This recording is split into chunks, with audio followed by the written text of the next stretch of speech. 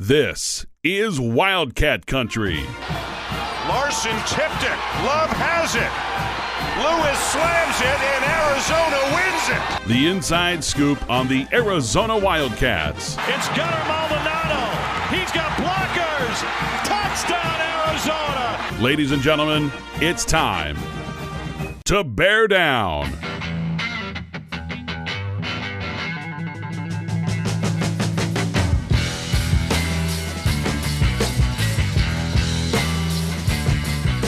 Welcome to another edition of Wildcat Country presented by Harrah's Auction Casino. Eric Cohen and Shane Dale, and it is game week, the week we have been waiting for. Shane, I can't even believe it. You know, it's been, trying to think, 4 months or so since we had a college basketball or college football game to talk about. And no offense to baseball or softball, but it's another level. And here we are. Football season is finally here. And even better, Arizona is currently tied for second place in the Big 12. We don't have to talk about, well, I guess we will talk later about our predictions, specifically my predictions for that first game. But yeah, it's a fresh slate, and it's kind of interesting because we got a preview of Arizona's opponent, which could be both good or bad. But it's exciting to have a clean slate of football to talk about. I'm interested to see how many fans are going to be at this first game. I'll admit I'm not going to be. I will be there. I'll be there. Yeah, you will be there because you're a much better fan than I am. There is something to be said for low expectations. With that said, yes, we definitely do expect Arizona to win this game, and so do the odds makers. I want to say something before we get going into buy or sell. So I don't know if you saw this, Shane, that Arizona did a 50% off ticket sale. Flash sale last week, and I actually used that to buy Kansas State tickets because I have friends coming into town that haven't been to a game in quite a while, so it's great. But I think it's a great idea, and I have to give Desiree Reed-Francois and her team credit. Just sell tickets. It's better than them going unused. Yeah, it's even $1 ticket is $1 more than you would have had if it was unused. Well, plus you get people in the door. They're going to buy stuff. They're going to buy food and drinks and maybe a souvenir. So yeah. So you're pretty much going to go to every game except maybe the Weber State game, right? Yeah, I will skip Weber State. I be honest, I don't have much interest in watching them play. I'm fine. I'll be there at Hawaii and I'll be at Kansas State, and the other 4 home games probably likely, unless there's like an 8:30 or 9 o'clock game. I'm going to wait until times come out. And, like homecoming, it doesn't matter. I'll buy tickets, for that. But, you let me know when you want to go. And sure. Hopefully, those of you down there, if you see Shane and me, come up, say hi. We've had some that have done that. David is one that comes to mind where I've talked to him at a game. I remember at the San Diego State game a few years ago. So listen, you see one of us, we have to wear disguises whenever we go. I mean, we're just mobbed every time we go down there. I'll give you a spoiler alert, Shane. I believe in sitting in the north end zone as often as possible. Yeah. The seat backs. We're getting older. Yeah. Oh, yeah. Well, you see, Kansas, they have. I still don't know why they don't do it for the whole stadium, but the Kansas new stadium, half their stadium now, they got the seat backs. It's welcome to the 21st century. Well, because it's expensive to replace those benches and such, but nonetheless, yeah. Yeah. But yeah, I feel like you offset those costs with people actually going to see the games, knowing they get the seat backs and the cup holders and all that, and all that super fancy stuff. And we're talking like old men. So let's transition now into buy or sell, and let us welcome back our old sponsor and now once again new sponsor, Ice Shaker. Glad to have Chris Gronkowski and team on board with us here during the football season. Once again, we always appreciate their support. Yeah. And Shane, what do they have coming up? Oh, they got an exciting new product that I'm not going to spoil it because we're going to have Chris Gronkowski on to share it in a couple of weeks. But yeah, they got some exciting stuff coming out. Excited to have Chris and the Ice Shaker team back on board for football season, and we'll get Chris's thoughts on everything. And I'm sure I'll have another question or two about his Shark Tank experience because you know how addicted I am to that show. Mm-hmm. So. Well, we are glad to have them back on, and it's time to talk a little football. And so let's get right to it. Shane, I saw a little bit of Hawaii and Stanford, then CBS here in the Phoenix area took it off because of the Cardinal game. That was kind of annoying. So I watched a little bit of the end on Cardinal singular to Cardinal plural. I will say this.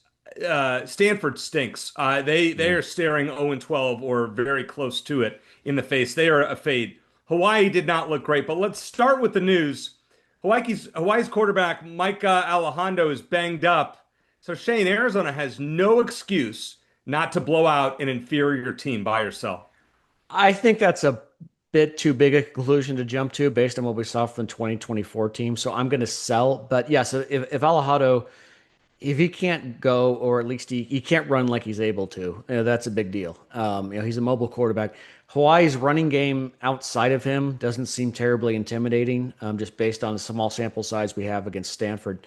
And if Hawaii is forced to lean on the pass game more often, that would seem to play into one of Arizona's few apparent strengths, which is the secondary. The question becomes whether Arizona can get any real pass rush. Alejandro was sacked 4 times by Stanford, so that would seem to bode well for Arizona's chances. So no, I don't think a blowout or even a win should be a given.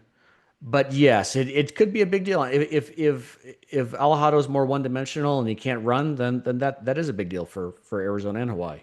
Shane, the spread is 17.5 for a reason. I think it's probably a little too high. Of course, we'll give our score predictions later in the show. Is that up from where it was a week or two ago? It was. It was around 14. Yeah. And after watching Hawaii, I mean, who knows what to expect from Arizona? We know that.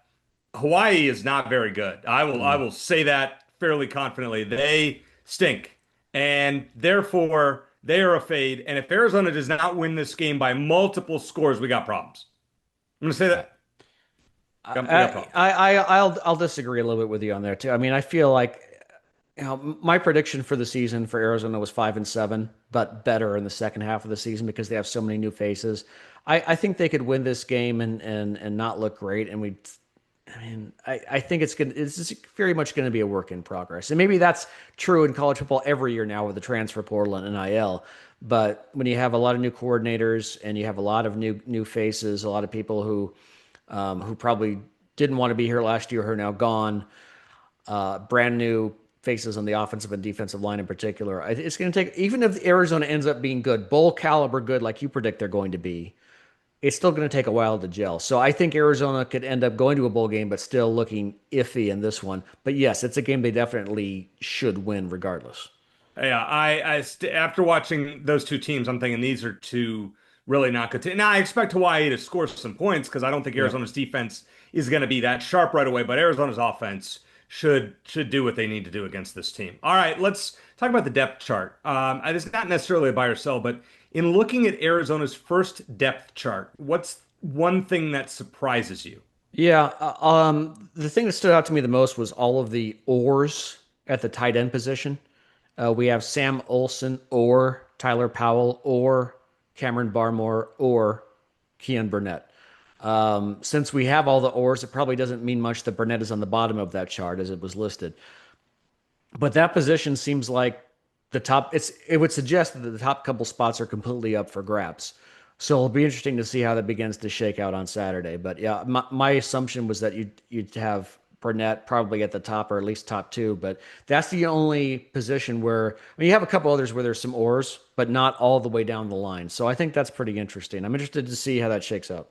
I was actually most surprised by two things. Number one, the fact that Jack Luttrell, who played really well for Arizona down the stretch last year, is a backup to Genesis Smith. And I guess we can't. I just felt like Luttrell was a starting caliber player for Arizona. So I understand with that secondary of Dalton Johnson and Genesis Smith as the safeties, and then obviously Traden Stukes is back. Just thought there might be a room for Luttrell. I guess not. The other thing that, I guess we'll talk about it now. The fact that Arizona has the same kicker and punter in Michael Salgado Medina, and I'm not sure I saw that coming. And to me, that's a concern. Do you buy or sell, Shane, that this is a big issue for Arizona?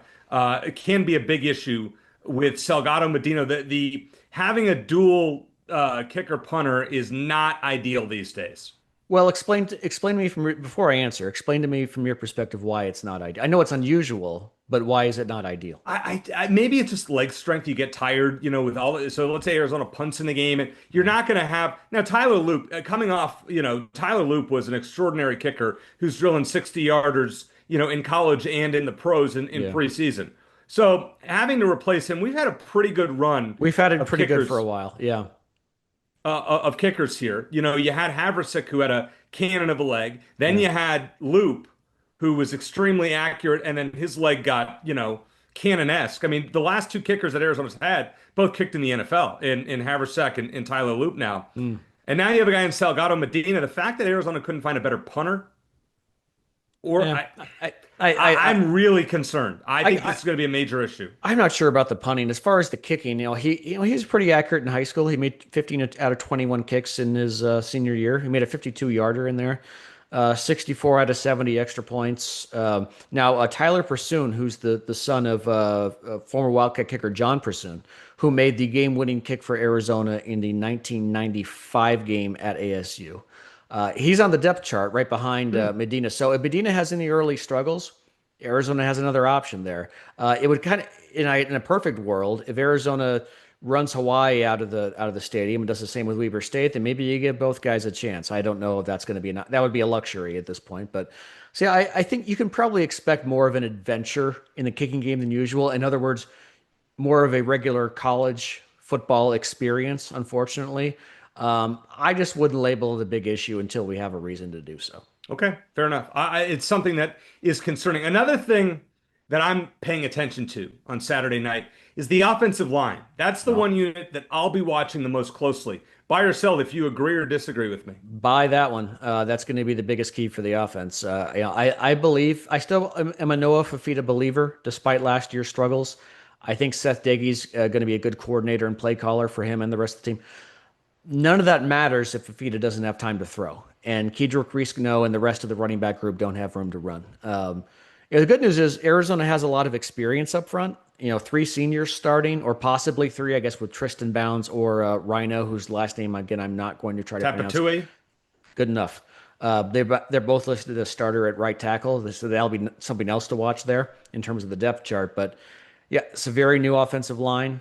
I'm glad they have an opportunity to gel against a pair of opponents that Arizona should beat before things get tougher. But yeah, it's football's still a simple game. You can't win the battle up front. You're not going to win a lot of football. That was a strength for Arizona on both sides of the ball 2 years ago, and it was a big deficiency last year.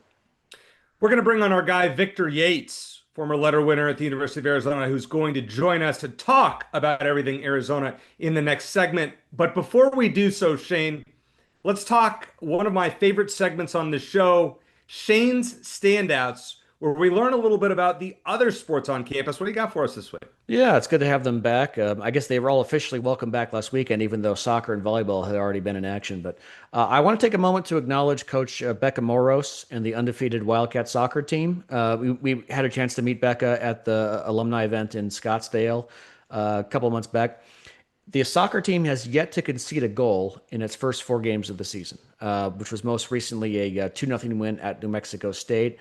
6 different players have already scored for Arizona, including sophomores Aurora Gaines and Jessica Badola, who have 2 goals apiece. So the soccer team against competition hasn't been too tough yet, but still not only undefeated 4-0, but not allowing a single goal. It's a good start. Best you can hope for. So I want to shout out them. And then the volleyball team, led by Charita Stubbs, who joined us last season, at the end of the last season. The volleyball team shut out Northern Colorado in an exhibition match to christen the new McHale Center floor. We got to look for what it's going to look like. Not basketball, but we got to look for an idea of what the court looks like with action on the court. Jordan Wilson, who is a senior from Hamilton High School, where all of my nephews attended, had 14 kills to lead the way in that match. So a nice start, albeit a pretty easy start for the volleyball team as well. So sports, not just football, sports, athletics, they're back. We're excited. We love it. Calling all Wildcat fans, did you know that Harrah's Auction Casino is your local home for Caesars Rewards? Every play unlocks perks at more than 50 destinations nationwide. Enjoy free dining in Atlantic City, hotel stays in New Orleans, and exclusive rewards from coast to coast. Sign up today, earn reward credits, and experience nationwide play only at Harrah's Auction Casino, the official sponsor of Caesars Rewards in Arizona. We are always glad to have them on board here at Wildcat Country. Coming up next, it's Victor Yates here on the first football show of the season on Wildcat Country. When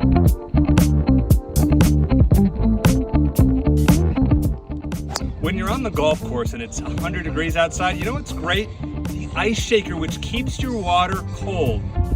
You heard the man. Get your custom Arizona Wildcats ice shaker now at iceshaker.com. Shane, we are very pleased to welcome back our buddy, former Arizona defensive back Victor Yates, joining us on the first football episode of Wildcat Country in 2025. We're glad to have you on, Victor, and I'm going to get right to the point with the first question. How many games is Arizona going to win this season? I've got them down for 6. There you go. I've got them down for 6. Do you have the ones that they're going to win? Is there an upset in there? Like I'm throwing Baylor as Arizona's last win, Arizona upsetting Baylor before falling to ASU, getting to 6 wins, heading into Tempe, then going to a bowl game. What do you think? Yeah, I think Baylor is highly probable. I'm also highly concerned about Baylor. The other, I'm looking at the schedule going, I've got a range from 6 to 8. I think 8 is my stretch of like, hey, that was a great season. And we're going to know a lot, we're going to know a lot after this week. And I mean that in a multitude of ways of like, hey, each week we take it week by week of these football games. But yes, I think week 1 will show us a lot of, hey, are we in a better spot to start than we were last year? I want to ask you a bonus question. Sorry, Shane. When you're as a player after week 1, did you know how good you were going to be every season, or did that change in some of the years where you're like, hey, we played a great week 1, we're going to have a great season, and you did? Or did you say, hey, we're going to be good, and then you just ended up not being as good that year? Yeah, I feel like week 1, for fandom's sake, I'll say it matters for the season. But in reality, it really doesn't. Week by week, because I can remember multiple years where Oregon State was the death sentence of our season. And I say death sentence of like, dang, they weren't really that good. We should have beat them, and then they beat us, and it kind of thwarted our season in terms of that one more win. As when you look back on the season, of like, which game do you wish you could have back? So. Definitely, it's week by week for the players, but for the fans, I feel like it's definitely like it sets the tone out the gate. You're like, hey, we beat Hawaii by 25. Wildcat Nation's feeling great. We beat them by 3. There's high concern, and if we find a way to lose, everyone's saying fire the coach out the jump. Fire everyone, cancel the program. Yeah, yeah. Dogs and cats living together. Yeah, the season's a wash. Yeah. All right, so Victor, your initial thoughts on the Arizona's depth chart, their first depth chart. Anything that stand out to you? Yes, I feel like the initial depth chart. How do I say this? It's going obviously from last year, and this is what I expected. With what occurred last year on the field, a little bit of change. And some guys that, listen, I'm a big believer in spring ball. As much as you love it, does not equate to what's happening in the season. And so, like I always say, that's a whole different season in itself. That gets you a chance to start, but it doesn't mean necessarily just because you are balling or playing average in spring ball that you can't have a great season. And so, for what we're bringing to the table, specifically in our wideouts. I am highly interested to see how these guys get busy, and I think most importantly for my end, I am fired up about Noah because I really believe and I have high hopes for this guy because to be honest, man, it's like it's do or die, and I mean that of hey, you either ball out this season and get yourself in position to make continue playing football professionally, and you have your best friend who's now doing that, or you get ready to get a corporate job. And I feel like we've seen some of his moxie, and I feel like his hands were tied last season with the start of what we presented from an offensive standpoint from the coordinator role. And so with Seth on board, and not that I know Seth personally by any means, but I know that Seth knows how much this means to the fan base and to himself. And obviously, with him being young, most of the times you can safely assume he wants to be a head coach one day. This is a huge opportunity for him to prove himself as well, which I feel like those two, as they've been talking about the meshing of them together and having previous experience, that's going to be my hope is that bodes well for us. You talked about, setting the tone for the season and having a big win to start. I feel like, and that's important, but I feel like it'd be even more important to, to win comfortably in each of your first two games because you can kind of sort out that depth chart a little bit. Like I mentioned in the first segment, at tight end, you got a bunch of oars, four guys who apparently are starting or buying for that position. Would it be kind of a luxury for this coaching staff to be able, if you win comfortably, you're able to kind of put some more guys out there, treat it maybe a little like an NFL preseason game and see what you got with different guys? Yes, 100%. You want to get as many guys as possible because, to your point, while it's not, this is the season, no doubts about it. But when you're playing, what I would say is a less competitive brand of football in terms of program, you want to handle business early so that by the end of the second quarter, you can start looking around and saying, hey, strap up. We're going to see what you can do after this first drive in the third quarter. Like the second half is going to be yours. And so, to your point, you want to see what these guys can do under the lights because coaches know better than anybody else. Practice, that stuff is an indicator, but some people and coaches don't like to say this, but some guys are just gamers and some guys aren't. And Right. so, while he could be your favorite recruit and he's done all this, when those lights start to get bright, it can be a different ball game when there's 40,000 people in the stands and the other team's live fire, and it's not a teammate that you get to see in the locker room. Victor, I know you were probably watching a little Hawaii Stanford, as were we. I thought Hawaii was not very good, probably deserved to lose that football game. I thought they would win easier than they did, obviously, on that last second field goal. I don't have high expectations for them. What did you make of them? Yeah, I feel like Stanford is still Stanford from last season, right? Like that's what their fan base They're is. way worse. They're way worse. They Yeah. stink. Yeah, yeah, and to be honest, with what I saw from Hawaii, I don't think they're as bad as you may have thought, and here's why. I Okay. think that quarterback is actually pretty special, and I thought it showed a lot for him to be able to figure out a way to stay on the football field with whatever injury he had, because that injury was not good. Like there was times where he was hobbling and like he was running, and then he just wouldn't put his right leg or whatever down. So I think that he would be able to present a little bit more. But to your point on the other side of the ball, they got real fortunate with that interception from Stanford that just was the drive killer, and I think Mm-hmm. changed the game for why Stanford lost that ball game. But from a wide receiver standpoint, I thought that they were serviceable, like shifty guys who had a little bit of moxie. I mean, you had the transfer from Stanford who ended up catching that touchdown for Hawaii. I thought that they're not someone that you can sleep on, but I think to your point, as in terms of what we're going to see in the Big 12, I think that this is a tier above NAU. I think they're a tier Oh, above. well, I mean, as they should be. Yeah, Now, well, NAU is actually pretty good this year, as an FCS team goes. yeah, I hate to sound bad with this one, but go where I'm going here. yep. This guy has a bad leg. Quarterback Alejado has a bad leg. Hmm. Knowing that if you're Arizona, as a defensive player, do you target the leg? Do you hit him extra? Like, Great question. what's the philosophy? What do you do with that? Great question. I would say when I was playing, you are for sure targeting the leg. So 20 years ago, for sure, somebody's going to dive in there. Oops, my bad. Da, da, da, right? Would it be in 2025 and these coaches knowing about guys getting bounties and all that?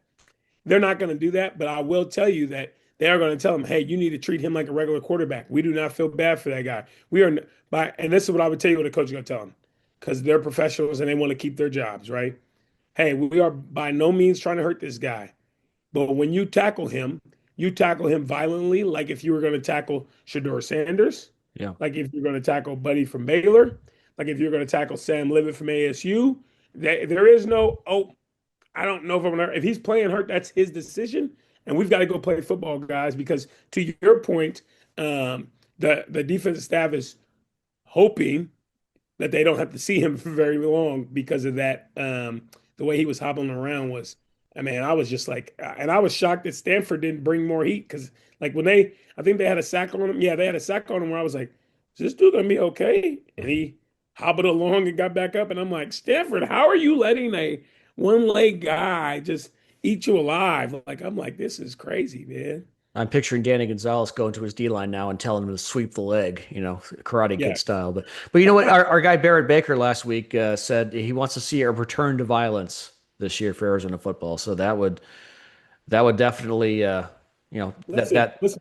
To to BB's point, last year our defense was getting boomed. I hmm mean, and I'm not gonna mention the game, but I went to a game where I watched them get boomed all game long, and I'm like, hey, you play defense.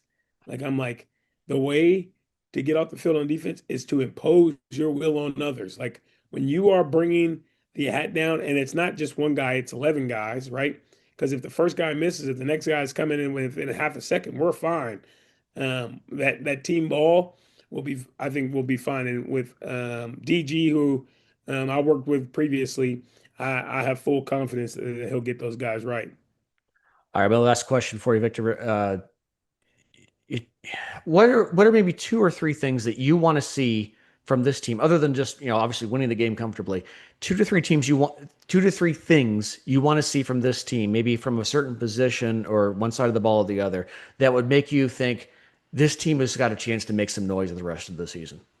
That's a great question. So the first one I think about, and I mentioned him earlier, but this goes without saying it. Everybody wants to see the quarterback, right? So what I'm going to go with is not. I'm not going to say the quarterback because that's a non-starter. It's the tailback.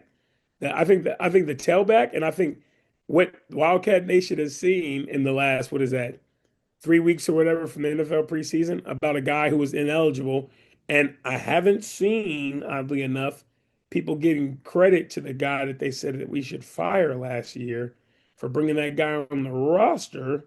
Because now everyone's like, if he was playing, man, we would have been bowl eligible, right? And I think that coaches understand the importance of having an elite back, right? And so if we have a guy like that that can show himself, I think that's something that we want to see. We want to see somebody who, and what I mean by elite back is, to my opinion, for elite backs they are guys that can get you 3 to 5 yards with no blocks because it's college football, right? Like not, you'll be lucky if one of your guys on defense is going to the NFL, but certainly not 11 of them, right? So it's not that far fetched if you're elite to, hey, have bad blocks, make a move, make another move, still get 3 to 5, and you're like, wow, this guy's special because then you know what he's going to do when he actually has blocks, right? Like he's going to impose his will all game long. So I would say running backs is one for sure. Then the next I would say is, I'm not going to say just our D line, but I'm going to say our front seven.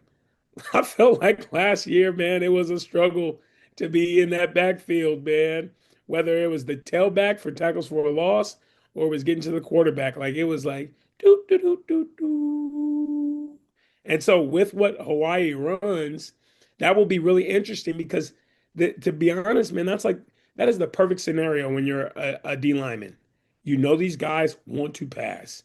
What you've got to do is have more will than the guy up front in front of you or the two guys in front of you to say, hey, I'm going to whoop your butt and take your lunch all game long. And then the last one for me would be those DBs, man. Those DBs. I would like to see at least, at the bare minimum, one interception. They're going to be throwing this ball around. And I say at the least one interception. I have high hopes that we'll have at least two, if not three. But at the bare minimum, somebody needs to make a break on the ball and say, give me that as a starting point to give us some hope that, hey, I have good anticipation and I understand route concepts. Because I'm not going to say Hawaii's not running anything special, but I will say that because the offense that they run, some of their stuff can be predictable if you're living in the playbook. Here's one for you, Victor. Micah Alejado has not thrown an interception since he was a junior in high school, for what that's worth. Hey, listen, I know I saw his record too, which was really impressive. And At and Bishop listen, Gorman, yeah, hey, to your point, and coming on Saturday. It's coming on no, Saturday. no, I'm calling it. I'm calling it. yes, oh for sure. But I was thinking about Stanford. I thought Stanford was close to one. I feel like they might have just dropped one or something crazy. And the commentator might have said that's why he's a DP. Yeah. So yeah, that's right. Bishop Gorman High quarterback. Shane, do you remember the last Bishop Gorman High quarterback Arizona had on their roster? Was that on New Solomon? It was correct. AS, yes, sir. AS, the man, the myth, the legend. I knew you'd know that, Victor, but I had to ask Shane. All right, this is a non-Arizona question. You're going to stick around with us. You're going to make picks in the next segment. We appreciate that in advance. So Jed Fish was in town the other day to watch, Jaden DeLora in the Indoor Football League Championship, and it turns out that his wife, I guess, and kids have moved back to Tucson. Yep.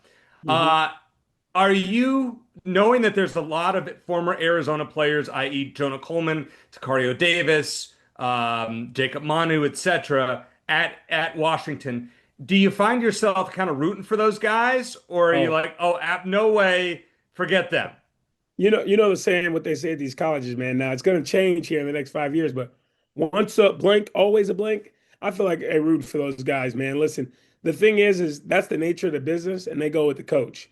If Jed was still here, they would still be here, and I think that proves perfectly true because they went with him, right? And so got no ill will to those guys. I feel like I want to see them be great and have a good end of their career. I know this is a big year for Fish being in that conference, so I'm always rooting for him. And I think we talked about it a little bit before. I think fans, we get used sometimes as the tools for the bigger entities, right? Like how you could say some fan bases right now, like the Cowboys, right, with Parsons. Hey, man, just get out and play. You're going to be the reason why we're going to go to the Super Bowl. Blah, blah, blah. And it's really like, if you look at it, Parsons is upset because of what the administration did with his mullah. And that's a conversation that they've been having for a while. So to the similar point, when I think of Jed Fish, I go, hey, he didn't just leave of like, oh, middle fingers up to Arizona and Tucson. He did that because the admin was playing around, man. They were trying to save some cash. And then we, as a fan base, ended up getting hurt. And then they leverage it and use some of the fan base to go, you see, he was just money hungry. And I'm like, dude, that dude did a hell of a job. I'll never forget the job he did, just like I won't forget the job that Rich Rod did. Because when you get to, anytime you can get to double-digit wins in a football season, it's something to be held in the right perspective, because that's not easy to do. Great answer. Shane, one last thing in this segment. Can you imagine the quarterback controversy that Arizona might have had this year with Noah Fafita and Damon Williams? That would have been a nice controversy to have, but here we Damon are. Williams is an NFL player that's going to go. Yeah. That one may sting more than any loss that Jed Fish took from Arizona, in my opinion. Agree. Listen, and to your point, I don't think that it would have been a controversy. To be honest, I think he would have just played both. Because really, but that's not when you play two. He sort of did that last year though in Washington. Yes, he did with Will Rogers. He did, and they weren't very good. I don't know if that was the reason though. Yeah. But to your point, they've given him the keys to the ship, and he's a dude. He is. Listen, I coached against him in high school. He was like in Arizona high school football. I kid you not. He was like Michael Vick back there. Like, it didn't matter what you were bringing to him because of his athleticism. It was like, I remember he threw a pick against us in the first drive, and I was like, yes, today's the day. No, sir. Did not throw another pick and then got busy the rest of the game. And so it's fun to watch him because you know how dynamic he is. And the thing is, to your point about what he's doing over there, I think he'll be NFL, but I never want to pin somebody in like the wrong light, but I think he's going to end up playing like a slot. And because of his size, like to be that size and be an NFL QB, you're going to have to be super dynamic like Kyler was in terms of his legs, which I'm not saying D-Dub can't do that. I think he can get to that, but he's not there right now. But when you talk about like playing in the league, it's like, man, you could catch balls and get hit a lot less than playing that quarterback role. And I've seen them do that to some people. So time will tell, but he'll be fun to watch, man. Could be one of the biggest what ifs in Arizona football, in recent Arizona football memory. Coming up next, we get to make picks. And Victor wanted to make picks. The first time we talked to him, he was excited. Can he beat both of us, Shane? We'll find out next here on Wildcat Country.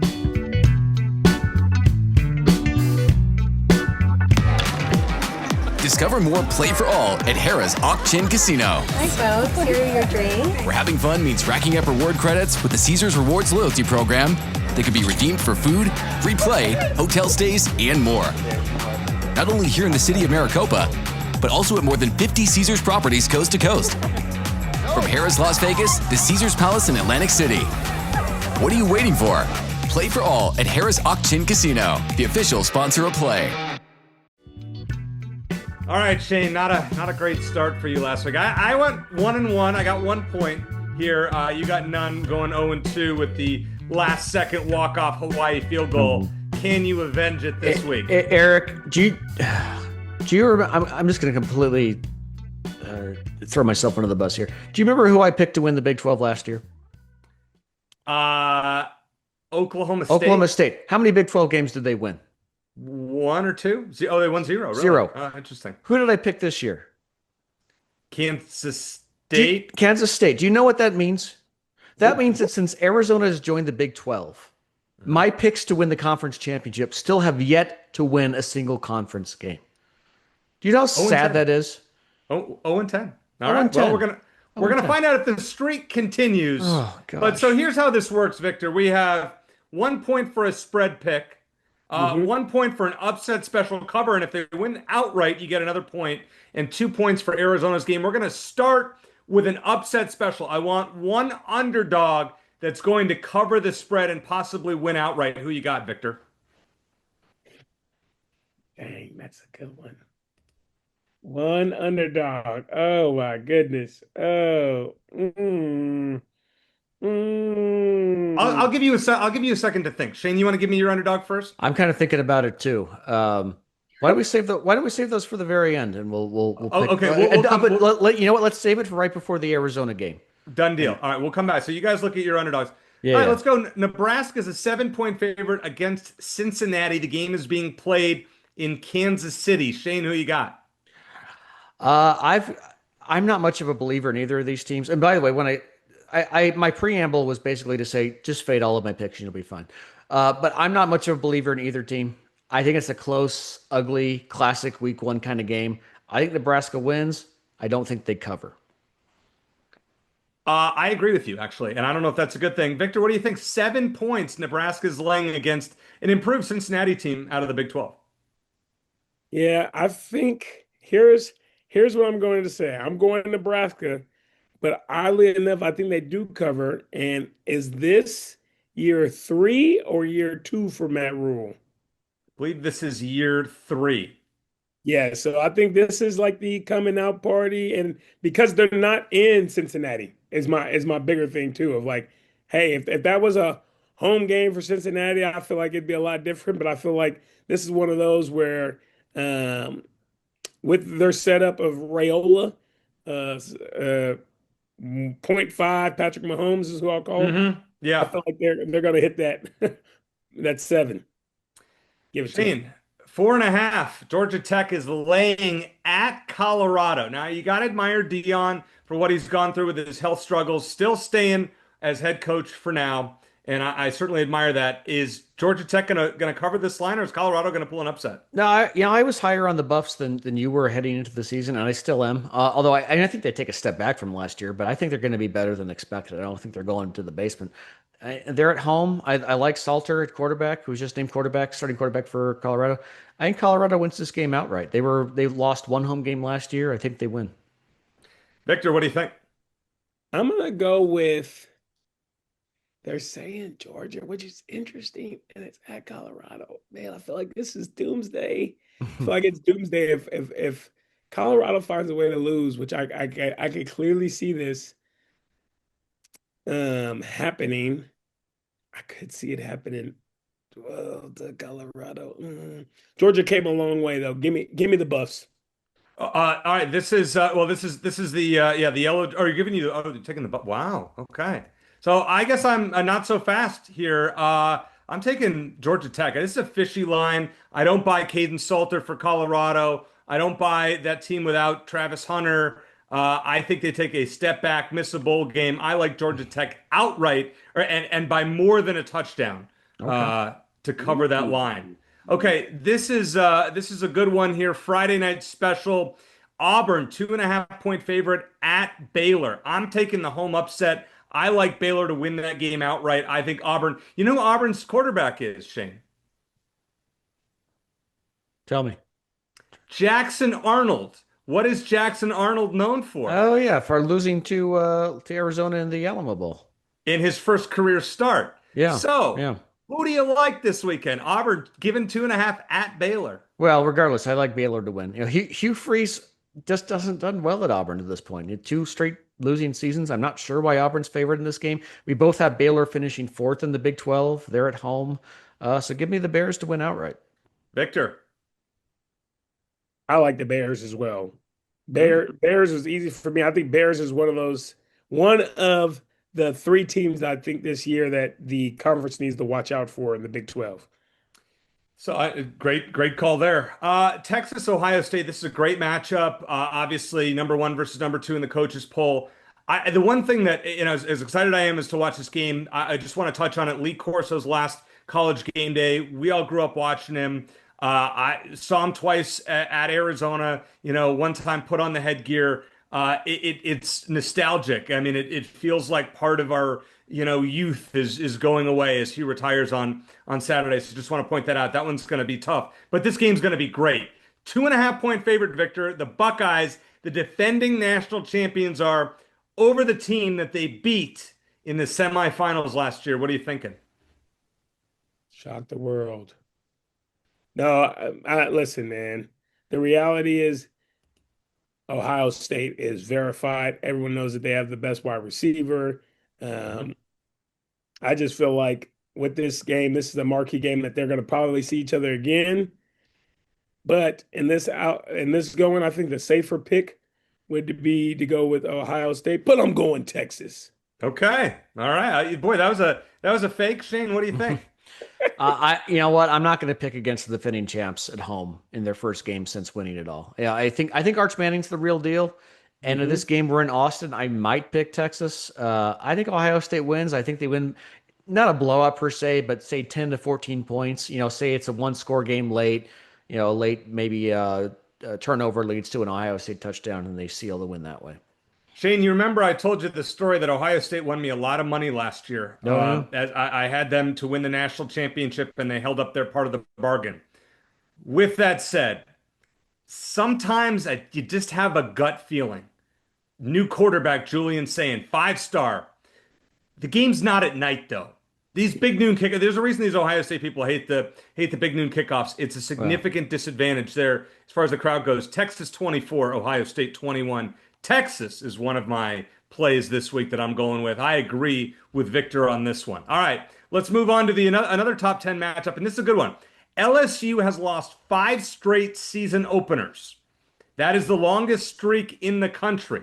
They are a 3.5 point underdog at Clemson in the Battle of the Tigers. Victor, what are you thinking? Oh, this is easy, man. Listen, I know that LSU has something special, but my bias is going to take over here, and I think that there's a reason why they put those two linemen for Clemson in the top. Was it like the top 10 or top 30 players at ESPN for college football? And I'm like, hey, if you don't have one, but you have two, you should be a wrecking force. And I think that is swaying me to say Clemson will get it done. Okay, Shane, you and I both have Clemson winning the national championship. Are you rolling with them? yeah, that's a crazy stat. They've lost that's the current record for number of consecutive opening game loss. That makes me feel even better. Yeah, Clemson's at home. I think Klubnik is my favorite for Heisman winner this year. 3.5 easy. Going with Clemson, which does mean, sorry guys, that LSU is a lock to win. But I'm going No, with they're Clemson. no, they're not, Shane. Clemson 34, LSU 28. High scoring game, but give me the home team to cover that 3.5 point spread. I just can't play LSU, especially in season opening games. I just can't. Yeah. This is a fun game. Late night game at the Rose Bowl. Utah's a 6.5 point road favorite at UCLA. Shane, what do you think? I think Utah rebounds in a big way this season, but it's going to be a gradual process. I think they just enough to cover on the road. In this case, I think give me Utah by 7. Spread 6.5. Give me Utah by 7. I'm taking Utah by 10. New offensive coordinator Jason Beck, quarterback Devin Dampier, both from New Mexico, both put up great numbers. We saw that against Arizona last year. I am not a fan of Nico Imialieva. I think that's the closest I've ever come to getting it right. All right, Victor, what do you have? I'm a fan of Nico, and I like that with his jump. I think that he's gonna make the offense a little bit more dynamic because I know part of his problem with Tennessee was they were not complex enough for him, and he was thinking about what's gonna happen in the next level, which makes me think UCLA was willing to open it up. But to your point, Utah is that second of the three teams that I think the conference needs to look out for. I think Utah's back. The covering, I don't know as much. In my head, I see them kicking a field goal to win it. So I'm going with the not cover. All right, you're taking UCLA with the points. Here's an interesting game, another top 10 battle on Sunday night in South Florida. Notre Dame, who lost in the national championship game to Ohio State, they are a 2.5 point road favorite at my parents' alma mater, the University of Miami. Potentially, if the rumors are true, maybe a long-term member of the Big 12 in the next 5 to 6 years. Who knows? We could see some Arizona Miami matchups, and I would love that, but we're getting ahead of ourselves. If they can get out of that ACC grant of rights. Victor, Notre Dame, Miami, Notre Dame minus 2.5. Which way are you leaning? I don't want to get too crazy here, man. I think I'm my stomach says go, go, go, Miami. I try to lead on Miami. It's man, listen, that's the late game Sunday, and I'm like, listen, man, Notre Dame has not played any games. I'm like, Freeman has got them boys rolling, and I think I'm going to respect that and lean on that and say that they get that. I think they'll get the 3 points. Yeah. Okay.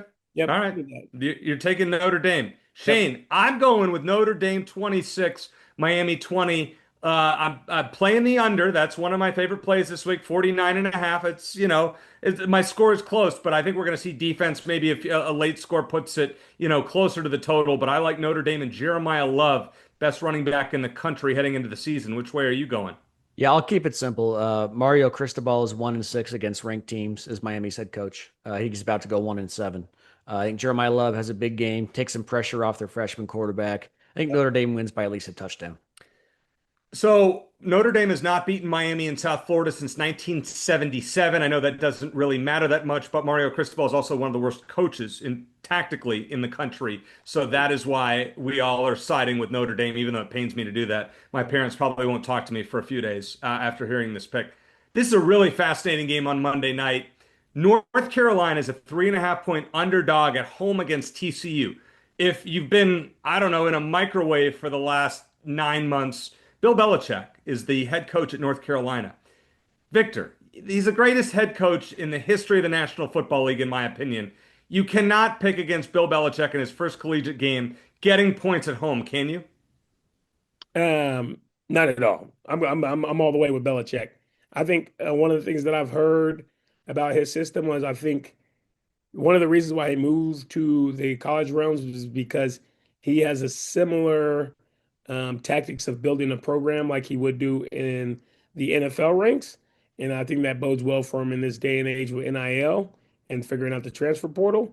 So I'm definitely going with UNC for sure. And to be honest with TCU, I think that they're gonna rebound, but I might have UNC I might go crazy and say by 7 points. Oh, you know what? I should give them to you as your upset special. You want that as your upset special? Okay. Yes, all right, there you go. We're going to allow it in week 1, Shane. It's a new one. UNC 3.5, getting 3.5 at home against TCU. What do you think? Yeah, 3.5 could also be the over-ender for the number of times that Bill Belichick gets emasculated by his girlfriend during this game. I'm going to take the over on that. I'm going to take TCU to win outright. I'll believe it when I see it when it comes to Bill Belichick coaching at the college level. Shane, when it comes to your upset special, yeah, I'll give you mine. So Victor's going with North Carolina plus 3.5 to win outright against TCU. I'm not sure my team's going to win outright, but I think this is a very sneaky game. You want to include it in your parlays? Here you go. Southern Miss went 1-11 last year.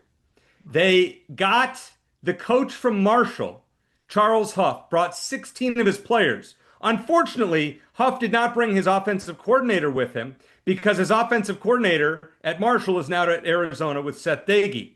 But he brought a lot of his players, including the quarterback Braylon Braxton. They are playing an in-state rival, Mississippi State, at home and getting 13.5 points. Southern Miss is going to be very improved. Charles Huff is a really good coach. I'm not calling for the upset outright, but I'll take the 13.5 points with Southern Miss all day as my upset special of sorts. What do you got, Shane? Okay, well, so I was going to change mine because you said that, but you know what? I'm going to take Southern Miss outright. I'll be a little bolder than you. I love picking these kinds of games where it's the spread isn't as much as maybe you think it would be, and against the host team, it's kind of like not necessarily like what do they know that we don't, but I'll take it a step further than you. I got Southern Miss over Mississippi State, but I'm going to take Southern Miss to win outright. Oh, wow. Okay. All right. There you go. Good for you. All right. So we'll agree on that one. Victor, Hawaii at Arizona. The Wildcats are laying 17.5 points. That is a lot. Give me a score prediction and a few keys to Victor, Saturday you look like night's you're game. in pain every time that we make a pick. You know what's great? This one is I'm doing the calculations because I go 17.5 is a lot of points. But to be honest, man, with the quarterback situation and like we said, give me Arizona. Oh, and a blowout. Yeah. Give me Arizona 38. Mm-hmm. And give me Hawaii 10. Wow. 38-10. Victor Yates says Arizona over Hawaii. Shane, I'll go first. I'm gonna let you go last on this one. Yeah. I just don't trust Arizona's defense as much. This game has backdoor cover written all over it. I think the Wildcats offense is going to look sharp. I think they're going to score a lot of points. I think Victor's point total is very, very close. I have Arizona 37, Hawaii 21. Even with a backup quarterback, they can put one in late. I would not lay the 17.5 points with Arizona in week one. All right, Shane, you have the floor. Last pick of football week number 1. What do you got? Yeah, I like Victor's prediction more than yours, but I agree more with yours, Eric. I think this game will set the tone for at least the first half of the season. I expect Arizona to look sharp on offense. I think Noah Fifita will spread the ball around pretty well. Certainly better than he did last year, and we'll feel pretty good about Arizona's depth at running back as well. I think the defense will struggle to get pressure on the quarterback. Alejado threw the ball well against Stanford, and I think he will again against Arizona. Not because I don't believe in the secondary, because I think he's going to get a lot of time to throw. I don't think U of A fans are going to be comfortable with this one until sometime in the fourth quarter. I think Arizona wins, but they don't cover. I have Arizona 38, Hawaii 30. Wow. Okay. Well, we are all over the map. Victor's got a blowout. I have a medium game. Shane has a close game. It's week 1. Football is back. Victor Yates, great catching up with you. Thank you so much for joining us and making picks. We will talk to you quite often throughout the season. Always glad to have you. So I want to thank Ice Shaker for coming back on board, for our sponsor, Harrah's Auction Casino. For Victor Yates and Shane Dale, I'm Eric Cohen. Thanks for listening, and as always, bear down.